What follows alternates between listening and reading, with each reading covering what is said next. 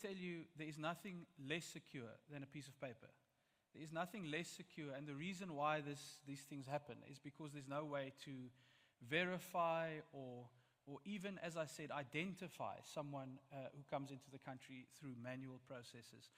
So when you travel to other destinations, it is not necessarily the address that you provide that gives that state the ability to know if you are doing something wrong. And let's start with a very simple example.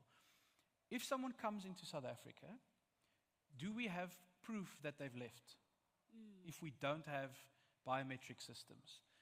The best you can do is to check whether the passport was scanned when they exited. But this system enables us to do a couple of things we could never do before from a security point of view. Number one, we have your contact details, and when we introduce payments, we have your payment details. Like any country in the world, if there's a security risk, you have information that you can access.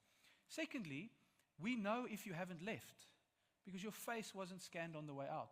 And this is not an official who needs to then go and manually check, was this passport scanned? The system can automatically notify you and say, you have a 90-day visa, it expires tomorrow. Either you leave the country or you have to apply for renewals. By the way, I didn't even mention it, you will be able to extend your visa on the same system, by the way, from 90 to 180 days. You simply submit a renewal application there as well. But let's say you get to day 180 and you now have to leave. We will know for the very first time, in real time, who hasn't left. Sure. And we will have the information, if there's a police warrant to check whether, if someone has committed a crime and they want it, we don't go and ask on a form what address did they write. We check where did they use their bank card, where they picked up on a camera, etc.